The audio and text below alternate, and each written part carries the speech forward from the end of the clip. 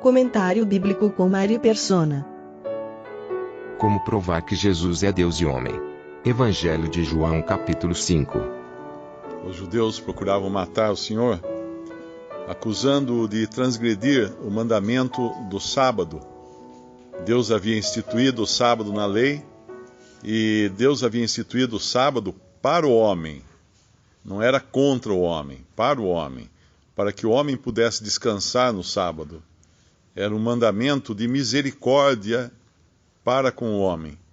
E, obviamente, um judeu não deixaria uma ovelha sua caída numa cova num dia de sábado. Ele resgataria a sua ovelha, como é o próprio exemplo que o Senhor dá numa outra passagem. Porque fazer isso, mesmo que fosse num sábado, era um ato de misericórdia. Uma pessoa trabalhar no sábado, fazer qualquer obra que não fosse um ato de misericórdia, sim, estaria transgredindo a lei.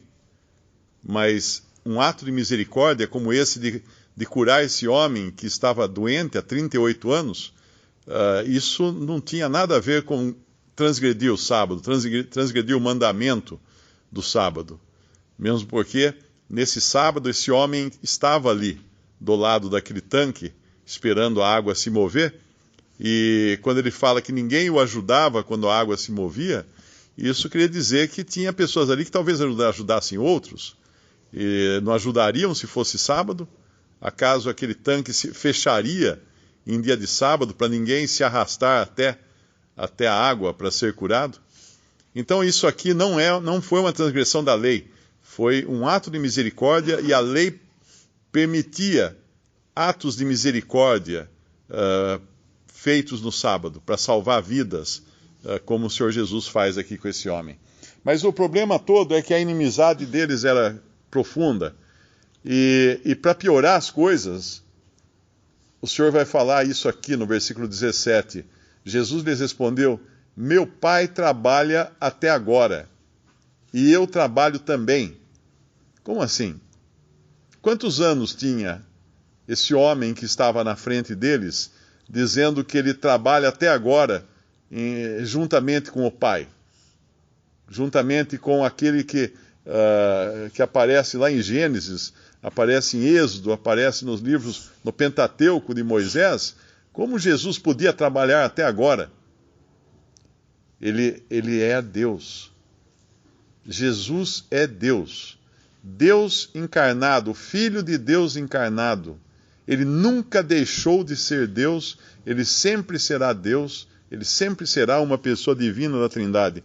Para nós, não causa muito impacto nós lermos esta passagem aqui, porque nós fomos criados numa sociedade cristianizada.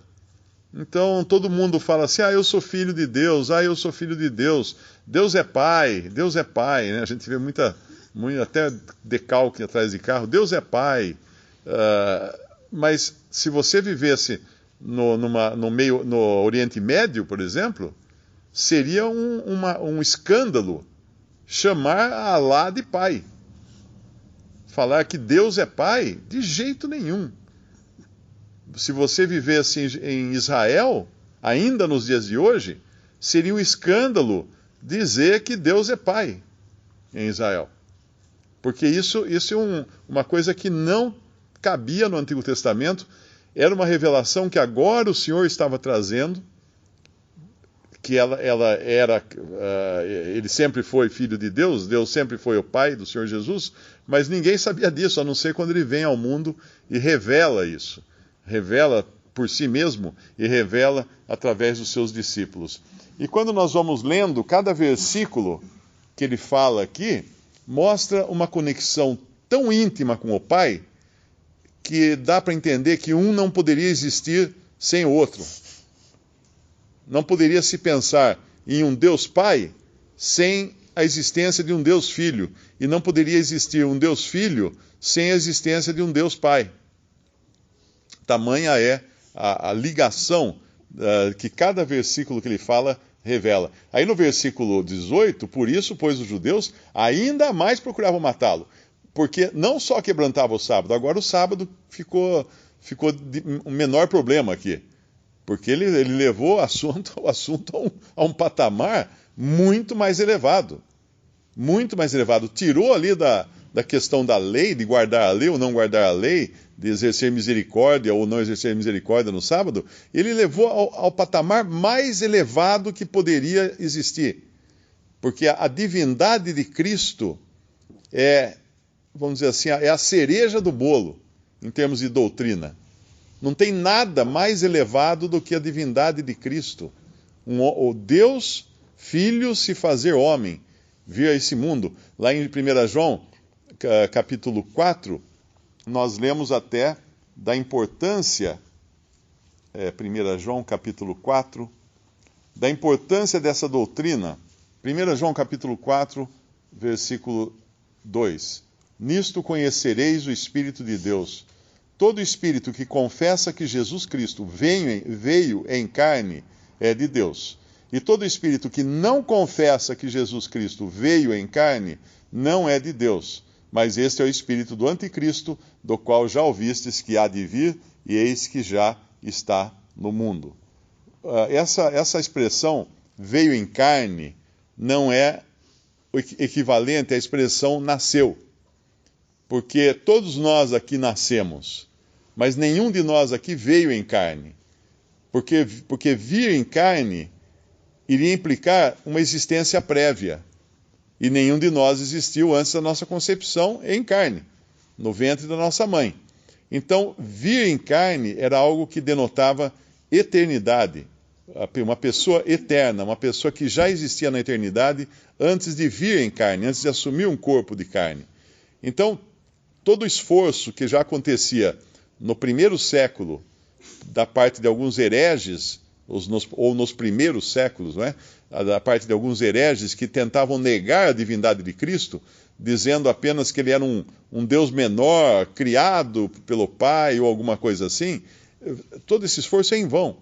Porque isso, inclusive, é uma característica do anticristo.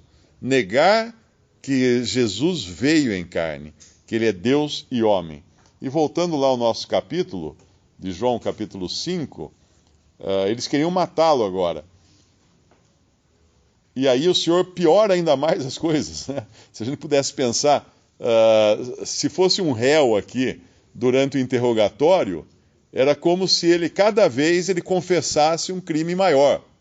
Claro que nada disso era crime, né, em relação ao Senhor. Mas falando em termos humanos, por isso que a polícia fala, você tem o direito de ficar calado. Por quê? Porque se falar alguma coisa, você pode piorar a situação, ao invés de melhorar. Vai chamar um advogado para ele, às vezes, dizer a você para não abrir a boca. Mas aqui o Senhor, graças a Deus, abre a boca mais uma vez, no versículo 19. Mas Jesus respondeu e disse-lhes, na verdade vos digo que o Filho por si mesmo não pode fazer coisa alguma se o não vir fazer ao Pai. Porque tudo quanto ele faz, o Filho o faz igualmente. Agora, volta naquele versículo onde ele diz assim, que o Pai trabalha até agora, meu Pai trabalha até agora e eu também. Pronto, ele acabou de dizer aqui que ele, desde a eternidade, ele tem estado junto com o Pai trabalhando. Existe eu acho que é um salmo, é um capítulo de, talvez Provérbios, não, quando fala da sabedoria, Provérbios 8, né? Provérbios 8, fala da sabedoria estando junto a Deus o tempo todo. Isso a sabedoria ali é a personificação da sabedoria, na realidade, é o próprio Senhor. E aqui, depois de falar que ele trabalhava, o Pai trabalha até agora e ele também, então ele vem nesse versículo 19, e o que ele está dizendo basicamente aqui é que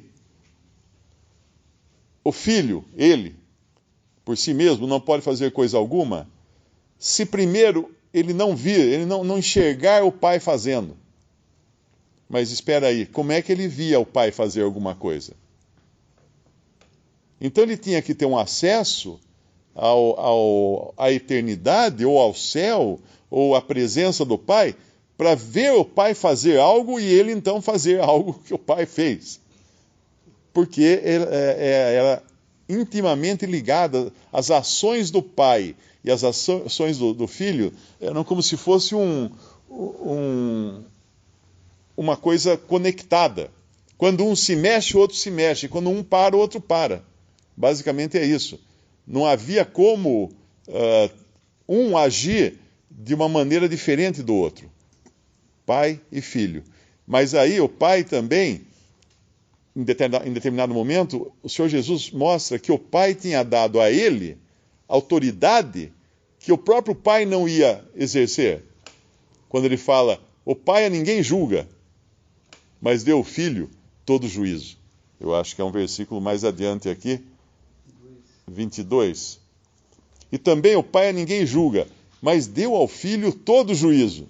E aí vem a maravilha de tudo isso.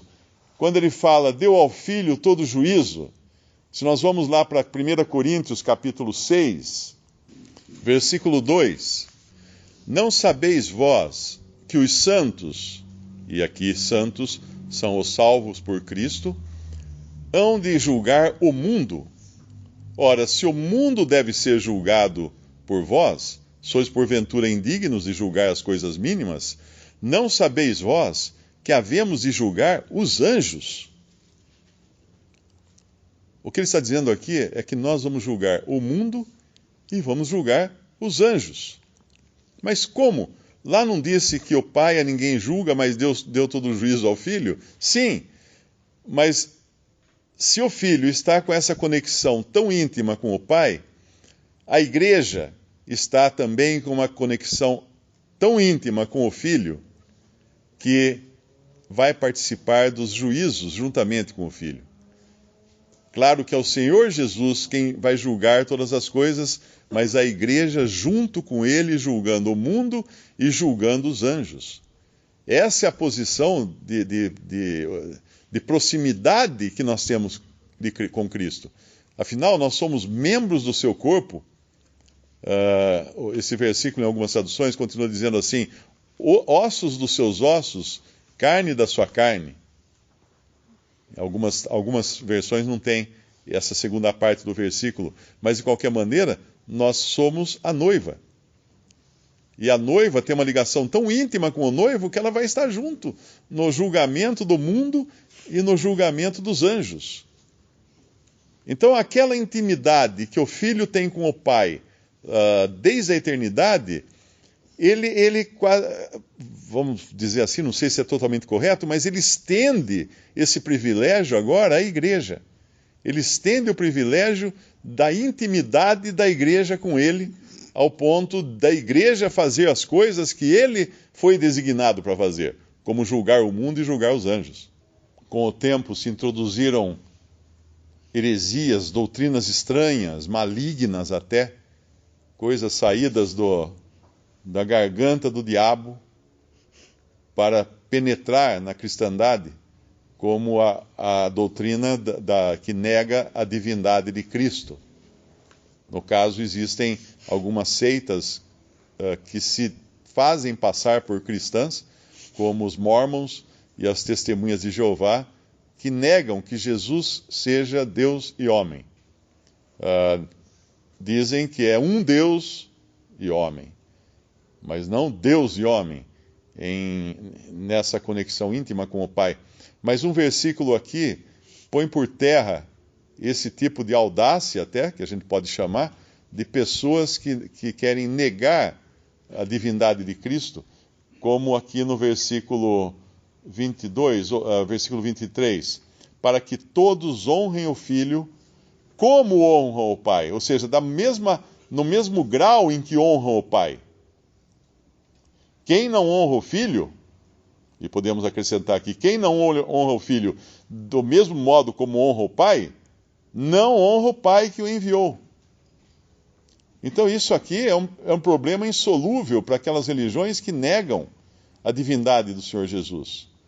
Porque se os judeus aqui, neste momento, aceitassem que o Filho era divino, assim como o Pai, o que eles tinham que fazer? Se prostrar no chão, em adoração ao Filho. Eles tinham que se jogar no chão adorando o Filho, assim como adoram o Pai, assim como eles adoravam o Pai. E assim também todo ser humano, nós sabemos que um dia todo joelho se dobrará, toda língua confessará que Jesus é Senhor, para a glória de Deus Pai. E é nesse sentido aqui que a honra devida ao Filho deve ser no mesmo nível da honra devida ao Pai. Um testemunha de Jeová, um mórmon, jamais admitiria tal coisa. Jamais. Talvez ele falasse assim, não, a gente tem que honrar o Filho, mas espera aí, vai devagar, não é tudo isso não. É sim, honrar o Filho assim como honramos o Pai. O Senhor Jesus é digno de louvor e de adoração também. Ele é na Bíblia aquele que nunca nega ser adorado. Nós encontramos Pedro se prostrando diante de um anjo, o anjo fala, levanta.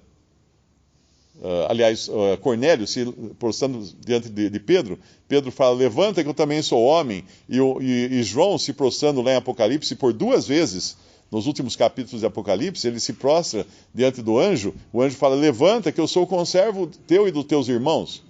Ou seja, os anjos não devem ser adorados, os homens não devem ser adorados, mas muitas vezes nós vamos encontrar o Senhor Jesus, alguém chegando aos pés dele e o adorando. E ele não nega essa adoração, ele não rejeita, ele não refuta a adoração, como fez Pedro ou como fez o anjo lá em Apocalipse. E aqui ele fala, depois de falar dessa passagem que desmonta qualquer pretensão de querer transformar o Filho num Deus menor que o Pai, nós temos uma outra passagem também que resolve a questão de outra seita religiosa que pegou carona no cristianismo, que é o espiritismo reencarnacionista de Allan Kardec. Que, na realidade, ele pegou crenças orientais que já existiam há séculos, adaptou isso para o gosto ocidental cristão, e ele, num dos seus livros, ele mesmo confessa isso, ele diz que se ele apresentasse do jeito que era o reencarnacionismo, o público ocidental não ia aceitar. Então, ele procurou mesclar isso com o cristianismo, com o evangelho, para que ficasse palatável à sociedade europeia, no caso da época, a sociedade francesa, né? Allan Kardec era um francês, para que eles aceitassem a doutrina reencarnacionista como sendo algo com roupagem cristã. E por essa razão, o próprio Espiritismo nega todo o Antigo Testamento. Não só nega que Jesus é o Filho de Deus e é Deus e homem encarnado, mas diz que ele é um ser superior, que ele é um espírito iluminado, como se tivesse isso sendo de algum elogio ao Filho de Deus. Seria como chegar para Einstein e falar assim, Einstein, você é ótimo em tabuada do 2, não é? Não é elogio nenhum, não seria elogio nenhum para o Einstein falar que ele é ótimo em tabuada do 2.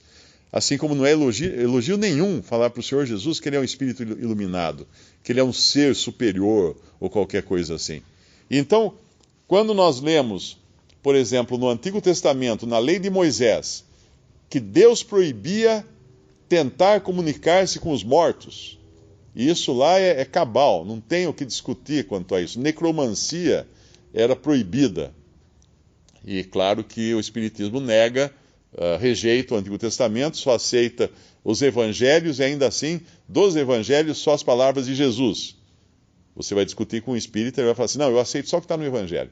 E eu aceito só as palavras de Jesus. Tá bom, então vamos ver as palavras de Jesus aqui. No versículo 45. Não cuideis que eu vos hei de acusar para com o Pai. Há um que vos acusa, Moisés, em quem vós esperais. Porque se vós cresseis em Moisés, creríeis em mim, porque de mim escreveu ele. Mas se não credes nos seus escritos, como crereis nas minhas palavras? Então, qualquer religião que não crê nos escritos de Moisés e tenta se passar por cristã, não crê realmente em Cristo, não crê realmente nas palavras de Cristo, porque Moisés deu um aval de quem era Cristo, antes mesmo dele ter vindo ao mundo. A exclusividade de filiação é apenas dos salvos por Cristo. E lá em Romanos fala disso, porque quando fala dos animais ou de toda outra criação, podemos ler em Romanos capítulo 8, no versículo 19, porque a ardente expectação da criatura espera a manifestação dos filhos de Deus. Porque a criação ficou sujeita à vaidade, não por sua vontade, mas por causa do que a sujeitou, na esperança de que também a mesma criatura será libertada da servidão da corrupção para a liberdade da glória dos filhos de Deus. Porque sabemos que toda a criação geme e está juntamente com dores de parto até agora. Então a criação depende da manifestação dos filhos de Deus. Quando nós estivermos manifestados com Cristo, ressuscitados, transformados, à semelhança dele, a criação poderá então respirar aliviada, vamos chamar assim, porque ela está aguardando, e ela aguarda a manifestação dos filhos de Deus. É como se a gente tivesse uma propriedade, e nessa propriedade, os empregados que estão trabalhando lá, eles só podem fazer as coisas ou quando o dono da propriedade vem, uma fazenda, por exemplo, e dá ordens, não, vocês podem usar o cavalo, vocês podem fazer isso, ou quando o filho do dono vem. Os filhos do dono também têm autoridade para dar ordens para os funcionários daquela propriedade, porque eles são filhos do dono. E nós, como salvos por Cristo, nós somos filhos do dono, né? Nós temos esse privilégio até diante da criação. Assim como a igreja julgará o mundo e julgará os anjos, Deus está dando aos salvos essa posição privilegiada agora na nova criação. E esse próprio capítulo aqui de Romanos 8, ele vai falar do que temos. No versículo 17, ou melhor, um pouco antes, né? Versículo 14, porque todos os que são guiados pelo Espírito de Deus, esses são filhos de Deus. E eu creio que aqui, guiados pelo Espírito de Deus, só podem ser aqueles que são possuídos pelo Espírito de Deus. Porque nessa agora nova vida que nós temos o Espírito habitando em nós, o próprio Espírito de Deus habitando em nós. Então, se a gente fizesse como fazem por aí, esses testes de DNA, né, para identificar a paternidade de alguém, quando há uma dúvida quanto à herança, fulano diz que é filho e quer também ganhar herança, então ninguém sabe de onde apareceu aquela pessoa, faz um teste de paternidade de DNA naquela pessoa para ver se tem o mesmo DNA do pai. E, por assim dizer, se fizer um teste de DNA em cada salvo por Cristo, ele terá o mesmo DNA do pai. Ele tem o Espírito de Deus em si. Por isso que ele pode dizer que é herdeiro. No versículo 14 fala filhos de Deus, e no 15 fala, porque não recebestes o espírito de escravidão, para outra vez estardes em temor, mas recebesse o espírito de adoção de filhos, ou de filiação, pelo qual clamamos, Abba, Pai. E Abba não é pai, no sentido pai do meu vizinho. Abba é papai. É muito mais carinhoso e muito mais íntimo, essa expressão, Abba. O mesmo Espírito, no versículo 16, testifica com o nosso Espírito que somos filhos de Deus. E se somos filhos, somos logo herdeiros também. Herdeiros de Deus e co-herdeiros de Cristo, se é que com ele padecemos, para que também com ele sejamos glorificados. Herdeiros de Deus, co-herdeiros de Cristo. Quando Deus criou Adão, colocou tudo nas suas mãos para ele administrar aquela criação. Ali o jardim do Éden, os animais, toda a lavoura que ele tinha que plantar e tudo mais. Ele era o administrador da criação de Deus. Satanás tinha perdido essa função, essa posição, quando caiu em pecado. Deus criou o homem, deu ao homem essa posição de administrador, e Adão é chamado filho de Deus porque ele é criado diretamente por Deus, mas eu não creio que ele tivesse esse mesmo privilégio de filiação que nós temos hoje. Porque Satanás, eu creio que também é chamado filho de Deus, como todos os anjos são chamados filhos de Deus, mas não tem esse espírito de filiação. Então, quando Adão caiu, Deus Pai envia o seu Filho. E quando o Senhor Jesus morre na cruz, ali termina aquela criação. Deus coloca um fim no homem natural na cruz. O homem feito para esse mundo, para esse tempo, para essa matéria, termina na cruz. E aí vem com a ressurreição a nova criação. E nós somos agora participantes da nova criação. E nessa nova criação, então, somos filhos de Deus e herdeiros e co-herdeiros com Cristo. E também herdeiros, como fala lá em Efésios 1, de todas as bênçãos espirituais em Cristo Jesus. Ou seja, tudo que é de Cristo, tudo que está em Cristo, tudo que está no testamento, vamos chamar assim,